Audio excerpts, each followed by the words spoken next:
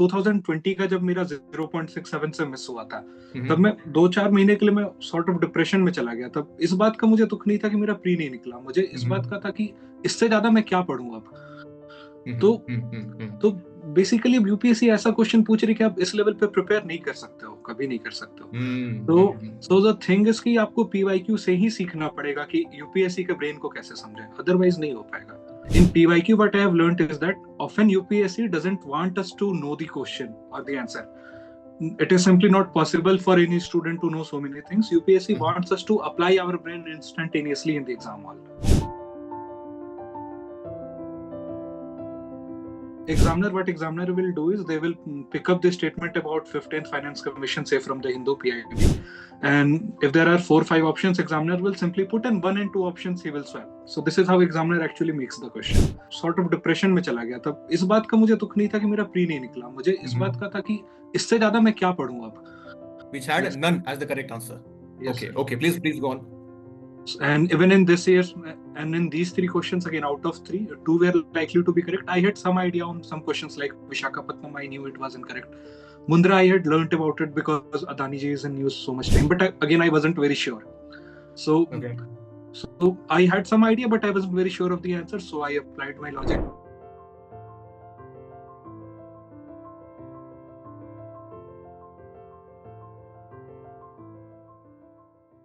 Hello, dear students.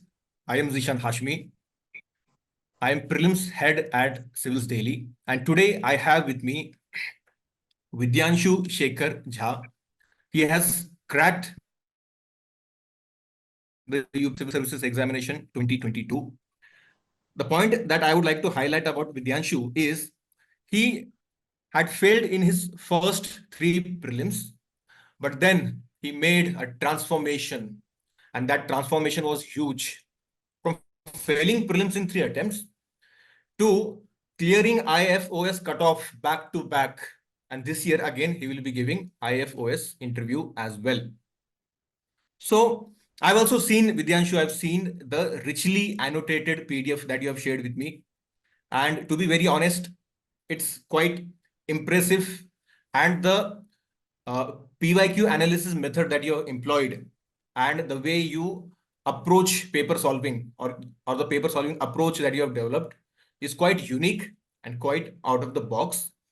And one reason that I am so impressed by your method of PYQ analysis and paper solving approach is that it is very much in line with my own methods that I teach to my students as part of the Dominate Prelims initiative. Yes, sir. So as I see it, Vidyanshu, you had tested failure in 3 prelims back to back.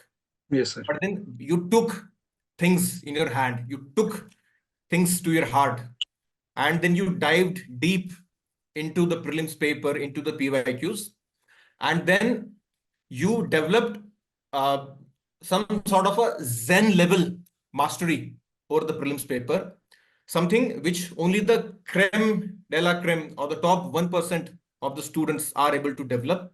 First, you were not part of those 1% students, but you made your way into those top 1%.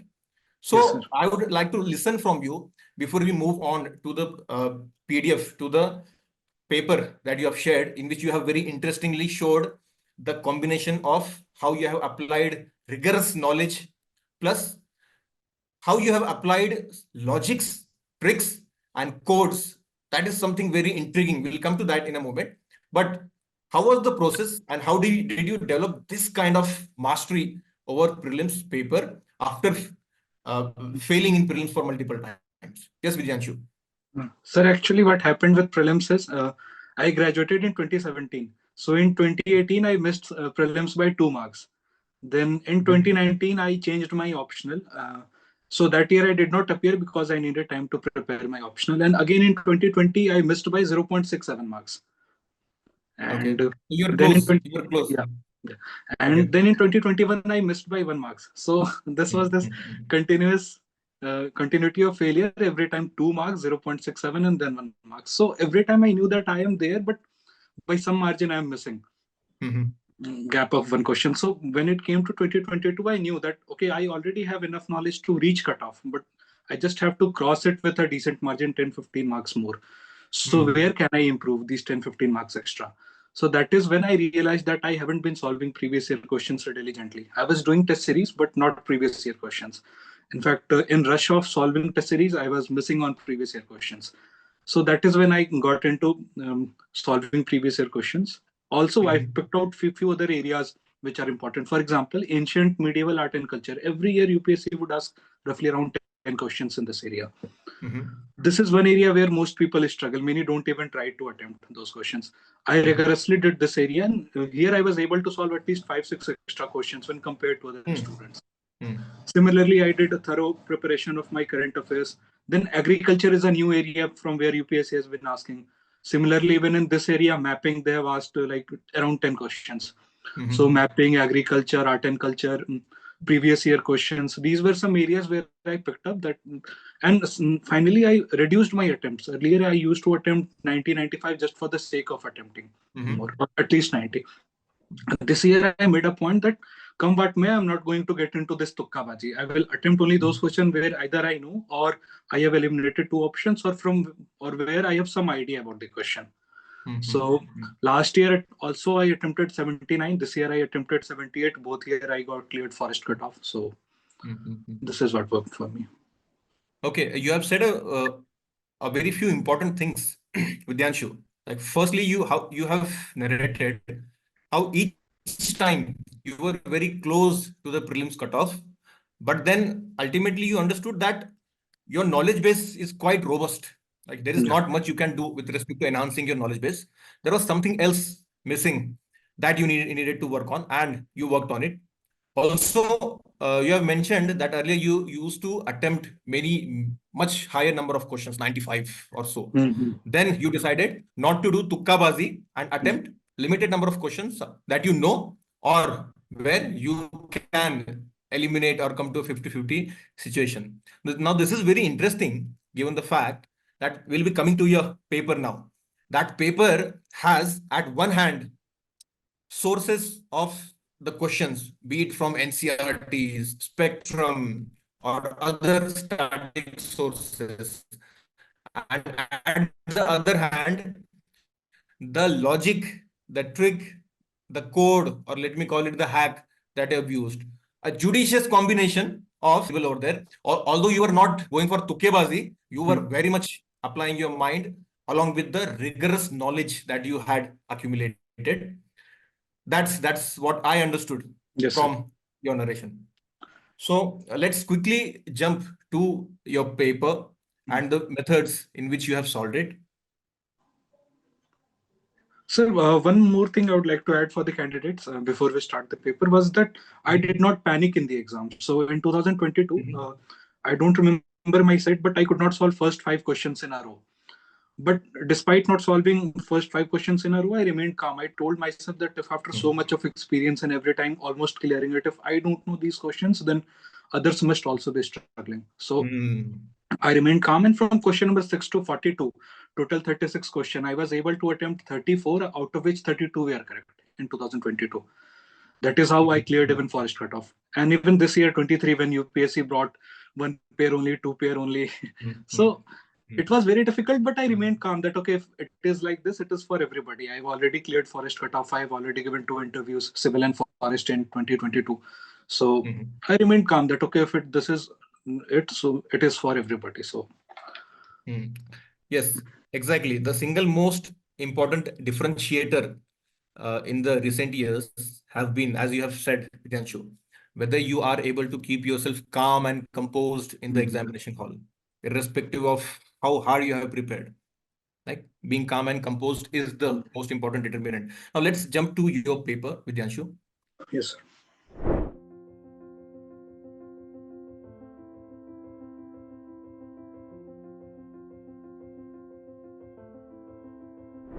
So, Vidyanshu, the first question from the paper that you have solved is question number 46. And what I find very interesting about this question, the way you have solved it, is you knew about Devi Chandra Gupta and Milind Panha. At least you had read or heard these names, be it Milind Panha, Devi Chandra Gupta. These are given or these were part of PYQs. UPSC had asked this earlier, and somewhere or the other in our books we have read them. Yes, sir. But the other names, Hamira Mahakavya and Niti Vakya Mitra, you had no idea. No, sir.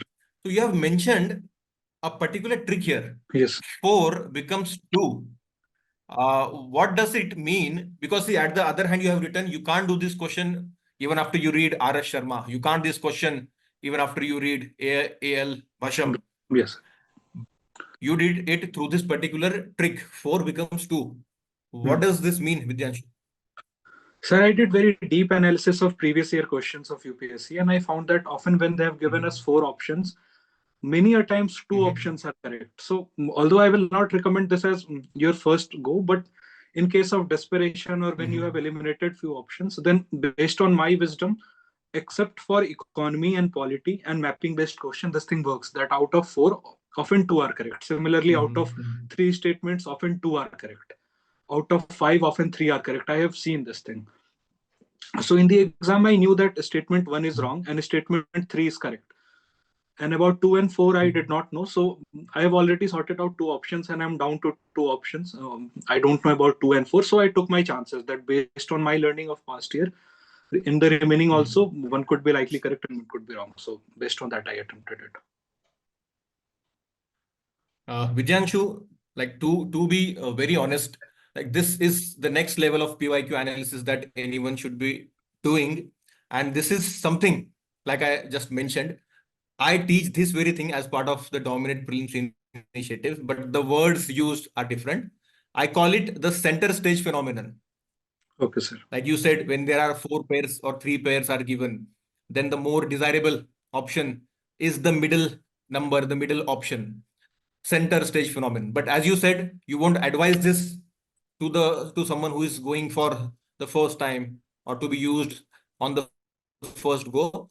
But at times when you are stuck or when you have attempted much less number of questions and at similar desperate situations, this is a trend that you were able to spot. Also, similarly, you have used this very thought process in other questions as well.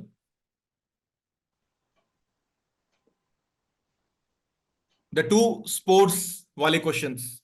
Now, these questions gave headache and heartache to students in the exam hall. The first question where 4 pairs were given, Dhyan Chand Khel Ratna Award, Arjuna Award, and so on, and for what purpose they are given. And this another question, 44th Chess Olympiad. So, based on the annotations that you have done here, I assume you didn't know the answer. Did you know the answers to this question? Sir, I knew 2 of them and I was unaware of the remaining 2 options. Okay, you knew 2 of the pairs, but you were unaware of the other 2. But what you have written here, the code that you mentioned here is 4 becomes 2. So you have followed the same thought process. Yes, sir. So like I knew about Arjuna Award and Dronacharya Award, but first 2 I was not very sure. So I was down to 2 options. And then when we say that you have eliminated 2 options and then you are not very sure about option 1 and option 3, Major Dhyan Chand Khel Ratna, then I again used my wisdom that out of 4, often 2 are correct. Here I can already see 2 are correct. So based on that, I went for that option. UPSC often goes. So here I was sure that, okay, all 4 is very unlikely to be correct. Only 1 is unlikely to be correct. So this is how I applied my knowledge. Okay. Vidyanshu, although you have added that caveat that a fresher or someone who has not analyzed the PYQs to such great mastery should not be going for this method. Only if you have analyzed PYQs to great extent, then you are in a position to use this thought process, these methods. If I think from a beginner's point of view, someone who is giving his or her first attempt, or someone who has not done PYQ analysis quite rigorously, then it is natural that students would go in denial mein chale jate hain. See, and there is nothing wrong about it because they have not analyzed PYQs to that extent. बस ऊपर से PYQ देख रखा होता है और एक image होती है यूपीएससी के हमारे दिमाग में कि UPSC is almost a divine entity, a sacrosanct organization, and UPSC prelims paper or UPSC examination is the toughest examination of the country. और इस एग्जामिनेशन में you cannot over smart the paper setter, you cannot develop smart hacks. That is the common perception. Again, something very understandable, but the point that I understand from what you are saying is this is certainly very difficult if you have superficially done PYQs and PYQ analysis. Only and only when you have dived too much into PYQ analysis and you have understood the linkages that the paper setter is drawing in the prelims paper across years, then Yes, you'll sir. be able to see these linkages. Yeah. Again, something I keep reiterating to my students as part of the Dominate Prelims initiative and also in my YouTube videos, many of the free YouTube videos. Similar to this question, you also solved the next sports wala question, Yes, 44th sir. chess Olympiad. Again, I'm assuming that you didn't know the answer. I knew about statement one. Besides that, I did not know. Apart from statement. Okay, you knew about statement one, that it was the first That time. was in the news. Yes, sir. That it was for the first time that chess Olympiad was held in India, and it was covered in news. And it's quite reasonable that you would know this. But the other statements, official mascot kaun sa hai, trophy, statement 3, Menchik Cup, statement 4, Hamilton Russell Cup, no idea. No, sir, I did not know. And you did not follow sports awards at that point of time. और follow किया भी तो उतना rigorously नहीं किया था. इतना तो नहीं पता था. But same thought process तुमने लगाया. Yes, sir. If 4 statements are given, the correct answer is more likely to be the middle one, 2 options wala, something I call the center stage phenomenon. Now this is quite interesting when I see you doing this, Vidyanshu. Yes. क्योंकि mentor perspective से तो मैं करता ही हूँ, but from a ranker's perspective, you are someone who has earlier like failed to this kind of analysis, PYQ analysis. Then Yes, sir. You climbed the ladder and then did that Zen level of analysis. And these 2 questions, which were the most difficult or which were considered to be the most difficult, you could mark them correctly. Although you took great risk, these questions, you had to take there is great risk. One more thing. If students analyze previous year question, very often UPSC will swap definitions. So here what they have done is in 3 and 4 they have swapped. कि for क्या बोलते हैं जो open session था that was called as Hamilton Russell और fourth वाले में जो women है उसका नाम था Verma मेंचिक. So they have swapped it. Exam में मुझे भी इतना नहीं पता था पर in the hindsight जब मैं analyze कर रहा था, so this thing कि वो लोग बहुत swapping करते हैं. But again विद्यांशु, ये पता होना कि स्वैपिंग यूपीएससी बहुत स्वैपिंग करती है, ये पता लगाने के लिए भी तो पीवाईक्यू एनालिसिस उतना डिटेल्ड करना पड़ेगा, राइट? एग्जैक्टली.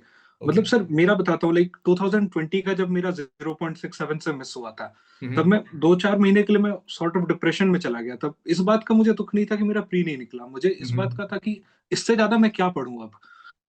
तो बेसिकली यूपीएससी ऐसा क्वेश्चन पूछ रही कि आप इस लेवल पे प्रिपेयर नहीं कर सकते हो, कभी नहीं कर सकते हो.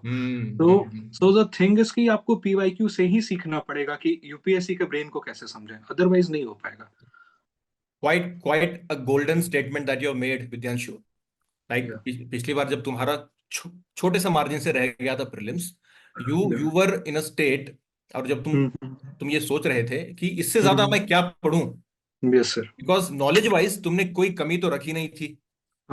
Be it static, be it core books, be it current affairs, be it mocks, tests, हर चीज तुम कर रहे थे, right? And the next logical step that you took is understanding the paper setter's mind or understanding the prelims psyche.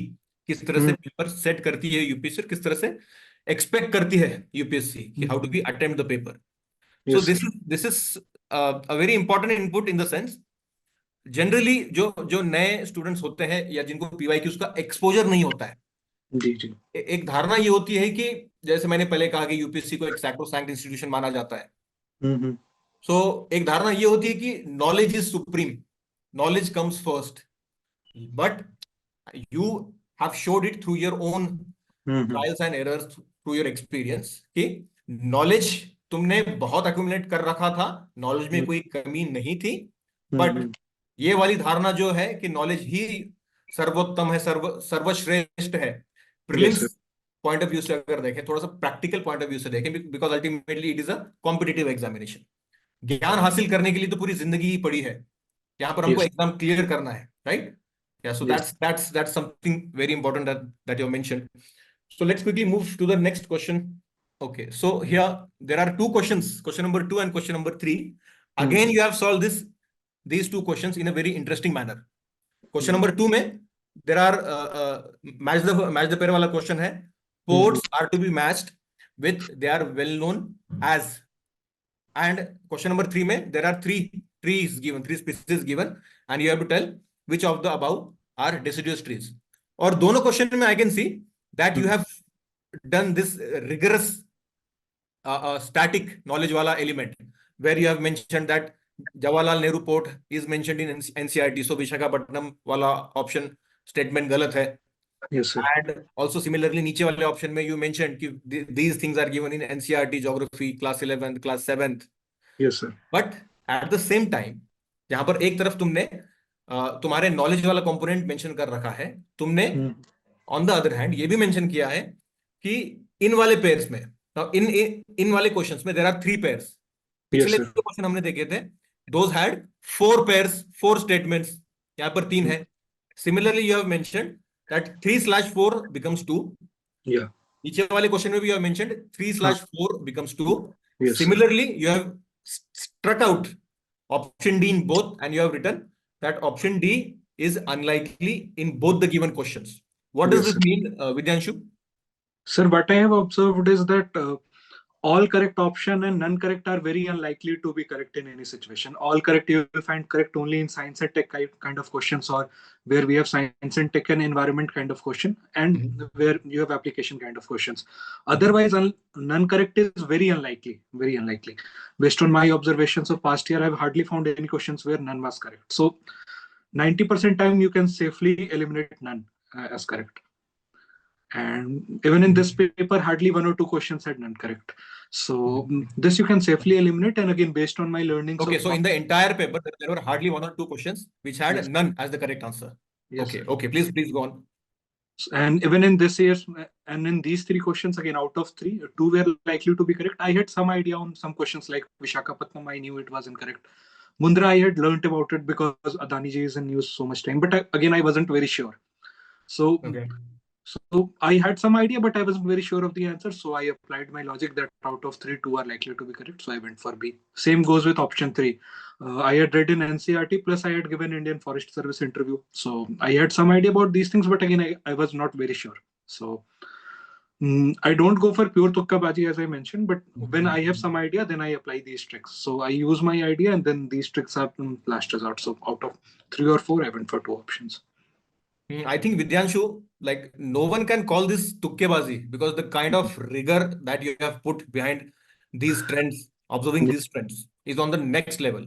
The way you said, even in this paper of 2023, there were hardly a few questions which had none as the answer. Yes, sir. Right? So that's quite rigorous observation. Similarly, you applied this rule when you have 3 or 4 pairs or statements. The correct answer is more likely to be 2. Keeping with the center stage phenomenon. And just to add one thing, the way I teach to my students, when the questions have randomized options, say for example, the previous question that we saw on art and culture, completely no idea about the given 2 pairs. Similarly, we have these questions. When the choice is random, then that applies more. Yes, sir. If a question is knowledge based, no use in applying any logics and hacks, right? But these are random in the sense, how many of the above pairs are correct? Yes. Right. Okay. And actually, even question number 6, I would like to mention, it was very tough question for most of the students. It is here in this. So illuminate, true light. One thing I have observed over past year questions is that when they have directly given you 4 options, there is no elimination, nothing, directly 4 options, then you can often apply odd one out idea. So here, aluminium, copper, iron, these things are very well known. They are these their minerals and these things are very well known, but titanium is not very well known to us. Aluminium, copper, iron, these are covered in NCERT geography. So from here itself, titanium was a suspicious option that this might be correct. Also in my case, sir, because even in interview I had mentioned defense as my hobby, so I knew about titanium, that it is used in aircraft, and I knew that we have been sourcing titanium from Gujarat coast. So I did not know about illuminite and rulite, but from Gujarat coast, because they have mentioned coastal tract, so that knowledge I used in statement number 6.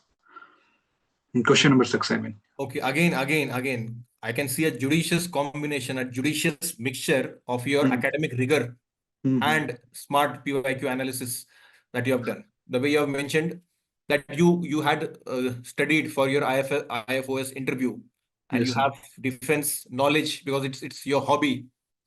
So that's part of your academic rigor. Plus odd one out. Yes, sir. And odd one out is such a trick which is applicable across prelims papers. Like in a previous paper, a question that's coming to my mind is UPSC had asked which of the following is not a part of Gulf Cooperation Council, Yes, and sir. 3 Arab countries were given, and one option was Iran. So three Arab countries, 3 Sunni countries. The fourth was Iran, a Shia country. Yes, So sir. quite easy to use odd one out over there as well.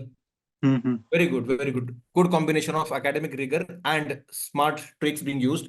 Let's quickly move to the next 1 or 2 questions. Sir, if possible, I would like to discuss question number 69 and 70, if we can. We'll come to it. Okay, sure, sir. Okay, first let's complete this question number 86. Sure. Yeah. See, the way you have marked this, that statement 1 is a broad statement and statement 2 has numbers which are easy to change.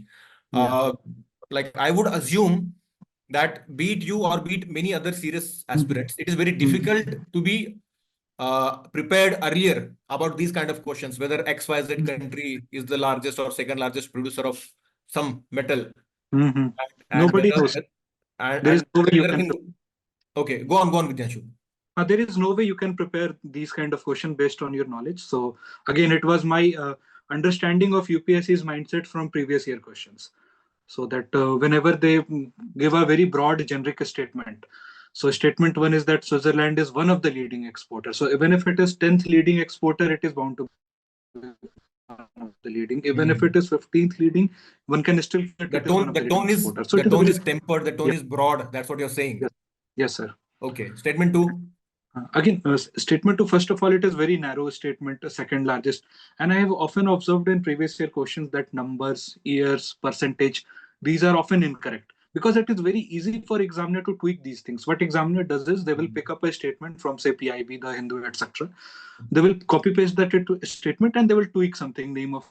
So I have very often seen in previous year questions, they have tweaked the number. So Switzerland must be like any exporter number, this, that, they have simply put it second largest. So because examiner has to make an incorrect statement. So Switzerland must have been 10th, 15th largest exporter. They simply put second, and it is very easy to change. Same thing in 88 also. They have mentioned India accounts for 3.2% of global exports. Again, it is very easy for examiner to tweak this number. It must have been some other percentage. They have changed the number. So this was based on my observation that numbers are often incorrect. Okay, just to add one thing, like the way you have said, it is easy for the paper setter to tweak the numbers, tweak the rank, tweak the sequence. Like it's mentioned second largest, it might not be the second largest one. And the question number 88, you said it's 3.2%. Just for the sake of the record, it's 3.5%, not 3.2%. Yes, so one thing that I teach to the students, as in keeping with what you have mentioned, Vidyanshu, arbitrary numbers are more likely to be wrong. Arbitrary numbers कौन से हैं? Those numbers that being a serious UPSC aspirant, you are not expected to know this. जैसे 3.2 वाले में तुमने बताया. Yes, sir. Exact number to the decimal point. You are not expected to know this. State service के exam में probably होता होगा, लेकिन civils में तो नहीं होता है. नहीं होता, correct. Fine. So last एक question लेते हैं 29. Then we'll take 1 or 2 questions that you are mentioning. Yes, sir. Yes. See, in question 29. You have highlighted 15th Finance Commission and you have said that you could cover it from a monthly magazine. Also, you have struck out option D, all 5. And keeping with what you had said earlier, let me add one point here. that I had observed, I had seen a meta study of MCQs, like a study of studies where literally billions of MCQs were analyzed. Yes, sir. And the probability of certain options being right and certain options being wrong was quite scientifically studied in that meta study.